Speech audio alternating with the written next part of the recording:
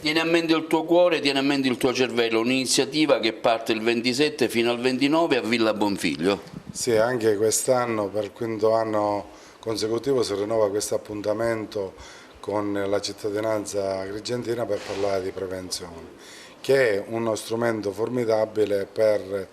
diciamo, minimizzare e sconfiggere le malattie cardiovascolari. La prevenzione, come sapete tutti, è un momento importante della nostra vita, maggior ragione in campo cardiovascolare. In questi ultimi anni abbiamo assistito a un declino delle malattie cardiovascolari che rimangono la prima causa di morte nel mondo industrializzato e sicuramente la prevenzione significa controllo dei fattori di rischio che sono esse stesse cause di malattia quale l'ipercolesterolemia, l'ipertensione, l'inattività fisica, il diabete. Sono questi fattori che poi determinano l'incidenza di queste malattie di cui i prototipi principali sono rappresentati dall'infarto e dall'ictus cerebrale. Come saranno organizzate le giornate? Le giornate saranno il venerdì, sabato e domenica, ci saranno 4 stand, in ogni stand ci sarà un medico e un infermiere, e ogni paziente sarà sottoposto a visita cardiologica,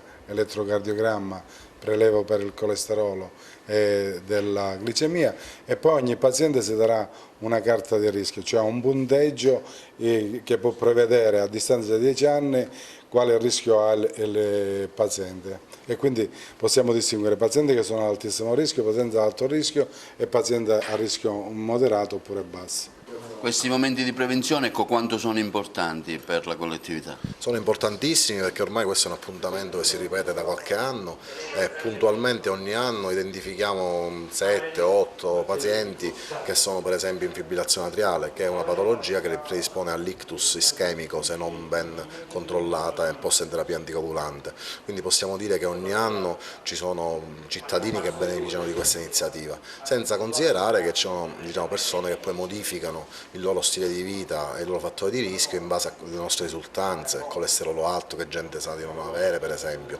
Abbiamo trovato pazienti addirittura diabetici che non sapevano di avere la glicemia alta e poi il controllo per esempio della pressione, che molte persone prendono la pillola della pressione e sono convinti che è tutto a regime, non è così perché la pressione va controllata periodicamente, quindi questo screening è molto importante a mio avviso, anche perché la prevenzione al giorno d'oggi è fondamentale. Un appuntamento che è diventato ormai importante per la città, anche voi col vostro reparto. Sì, ripeto, ormai sono anni che lo facciamo, abbiamo iniziato, mi ricordo il primo anno nella piazzetta San Pietro dove c'era la vecchia chiesa, poi ci siamo spostati a Piazza Cavour, quest'anno per ovvi motivi ci siamo dovuti trasferire a Villa Bonfiglio, però penso che la cittadinanza ci seguirà in maniera importante come ogni anno del resto.